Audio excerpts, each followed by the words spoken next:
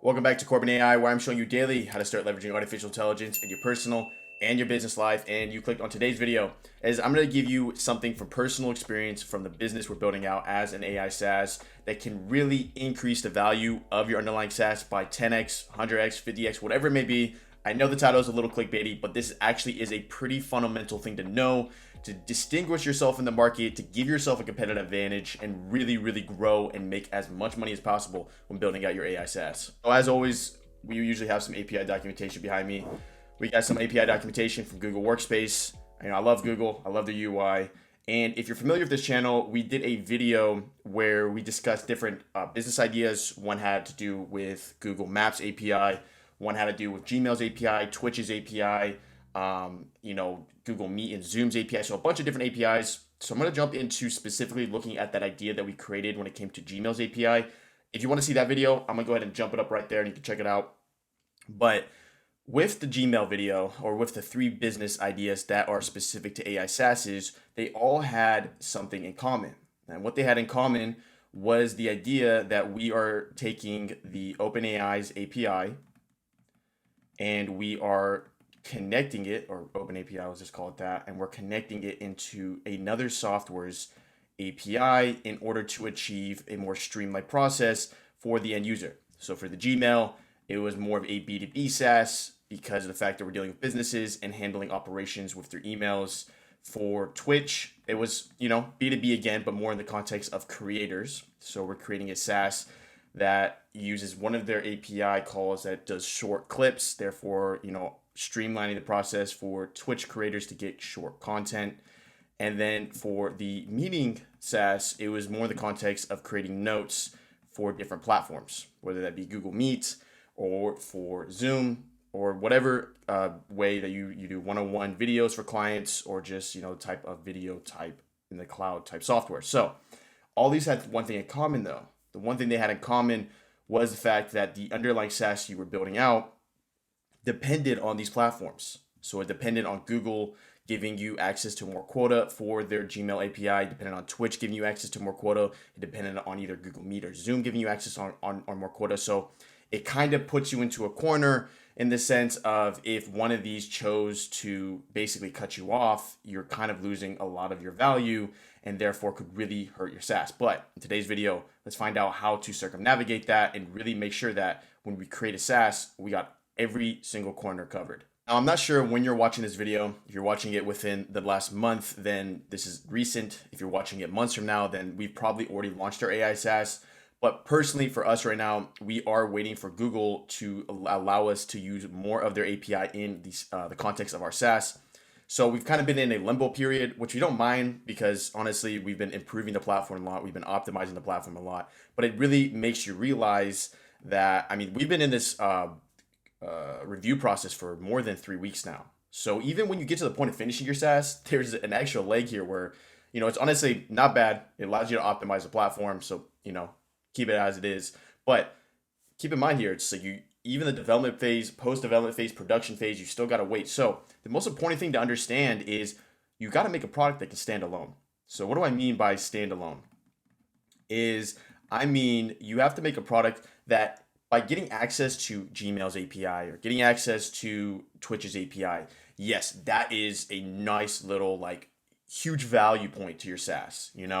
The ability to getting access to Gmail would be a huge deal in the context of that SaaS we were talking about, where, dealing with filtering in Gmail, dealing emails, writing up emails with AI. This is a huge selling point, a huge value point. But in the context that you either can't get access to Gmail's API, or you can, and maybe you're limited to the quotas, or, there's a lot of, dilly-dallying going on. That is why making a standalone product is fundamental. But here is the beauty of it. So let's say we were creating out that Gmail SaaS.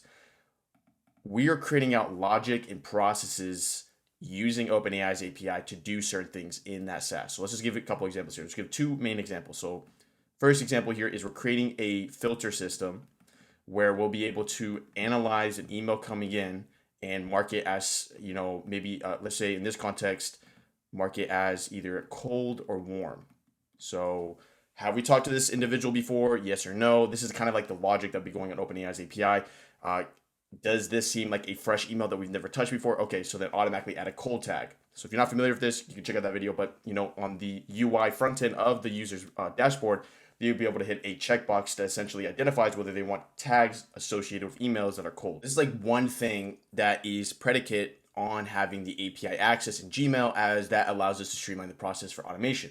So there will be certain things that maybe can't necessarily be completely standalone due to the context of what you are doing.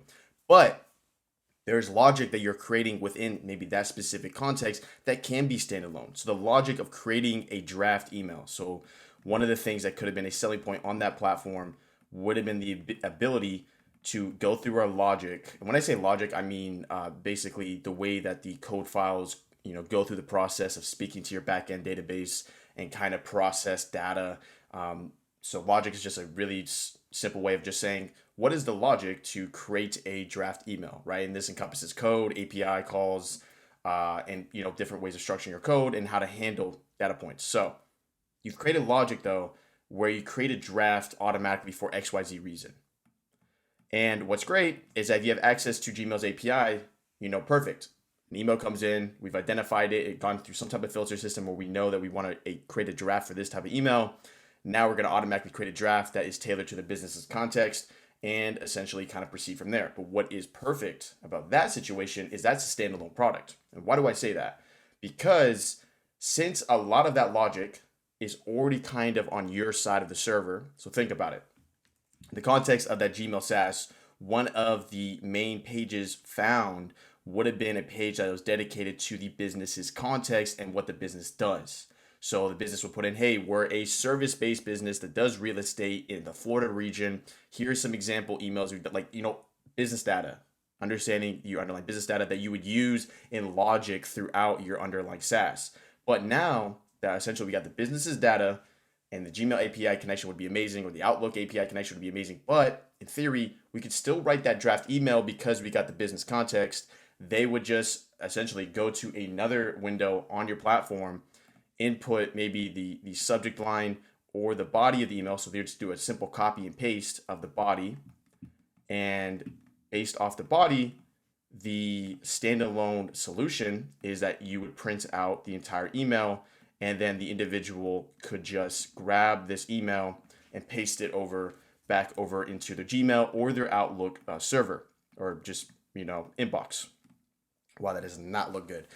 I gotta get like one of those like writing things, but so simply put it in their email, right? So the idea here though is now, even if you don't get access to Gmail's API, even if you don't get access to Outlook's API, you've created logic that has value on its own because you've created the logic to create draft emails or emails specific to a business's context.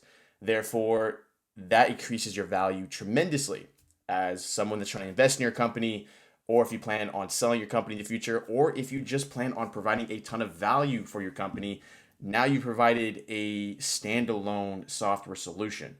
Those are the most powerful SaaS companies, because those are the companies that then people start requesting your API to use basically your logic in their backend. And then when that occurs, when essentially when you become the quote unquote Gmail, or you become the quote unquote XYZ, that is where a lot of money can be made. Because now, in the beginning, it may be in the sense of, okay, we got a great value point. If we get access to the API, we can create extreme value for these businesses. But now you've created a model, a two-way street here, where one side of it is just straight value based off API that you're grabbing from other businesses.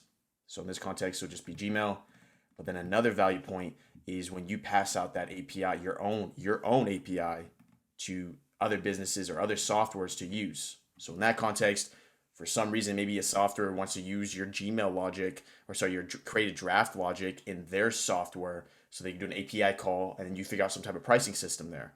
I mean, that's huge, right? So that's kind of like how when I do OpenAI API calls, it costs me money. It costs me like fractions of pennies, but they're making money, right?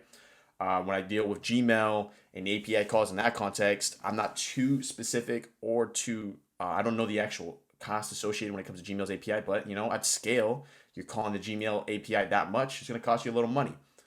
But what's beautiful about that is underlying API calls it's just software. It's just code, right? So if someone calls you API calls, you would obviously inherently make it pretty cost effective for them because end of the day, you're making huge percent gains. Now, in the context of AI, that might be a little bit different, as obviously to create that draft, you're going to expand tokens. So there is going to be cost associated from the OpenAI calls to then, jump into another software. But even then, you can price it correctly because someone accessing API in the specific context of a pre-built solution, you have your draft logic here with the AI, and then you're passing it over to some other software to use.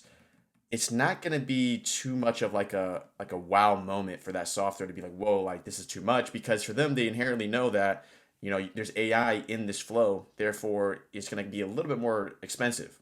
This is all relative, right? So we're talking about pennies or fractions of pennies. So whatever value they're providing with the underlying API call that you do is not that big of a deal.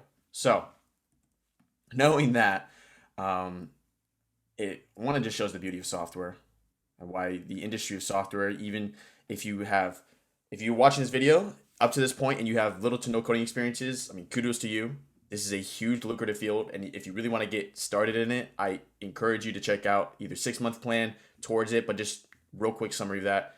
Learn how to use Zapier, learn how to do API calls in Zapier, and then start coding in the context of passing data around. All you got to understand is passing data around is all we're really doing here with some nuance. So, but if you know how to code and you want to start, doing this process, this is huge. This can really take your SaaS and either 10x it, 50x it, 100x it. It doesn't matter because you've basically gone to the next level. Instead of I'm going to be just the layer is ChatGPT, and I build a plugin that is specific for ChatGPT, and then I don't have any nuance around it. I don't have a standalone product around it. I don't have a standalone SaaS around it. You are limiting your ability to create value in that market because any investor, anyone that's looking to value your company is going to see that, okay, this is great value, this works, but if they don't have access to ChatGPT anymore, their whole company goes kaput. So knowing that, it is important to create standalone AI SaaSes, but as a beginner or as a startup or when you're creating one, it is not too fundamental. End of the day, provide the value points specific to the API, because here's the deal. In the Gmail context, if Gmail gives you access to their API quota, that is enough of a selling point for you to really start growing as a company. And then you can maybe worry about the standalone part in the future when you have more time to develop and put resources to it. But what's so perfect and the beauty of it is a lot of processes and a lot of logic that you use and you cater towards a platform. So you're natively integrated for Gmail. This is a Gmail SaaS. A lot of those processes can either, one, be replicated for other APIs and other softwares, or two, you've now created a standalone logic that can be called upon by other softwares to use in their backend, which is like basically you've done the meta of the meta. So knowing that, if you found value in today's video, make sure to leave a like. It's completely free and it helps me here at Corbin AI. If you want to see more videos like this, I'm just talking, I'm gonna leave a playlist at the end here. More recently talking about Corbin, sorry, not me, AI SaaSes and this new market that's emerging. It's under a year old. Well, actually, what is it, October? No, it's still under a year old because the ability, this might be a little bit of a tangent, but the ability to connect to GPT-4 as a model in the context of API was given April of this year. So the market's still really fresh, because think about it. The only time we've been, this market's going to get a year old, April of 2024. So keep that in mind. This is completely new stuff. So don't feel, there's a lot of FOMO going around, but honestly, this is a new territory. So leverage your time. The biggest thing that's working against you in this context is time. It's not that this market's oversaturated. It's not that this market is unattainable. It's time. That's the biggest thing working against you right now. There's nothing else. Genuinely, it's time.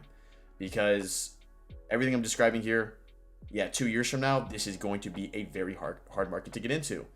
We have a lot of low-hanging fruit, put it that way. But without further ado, I'll see you in the next video. Thanks for tuning in. And yes, surprise, I'm an AI avatar.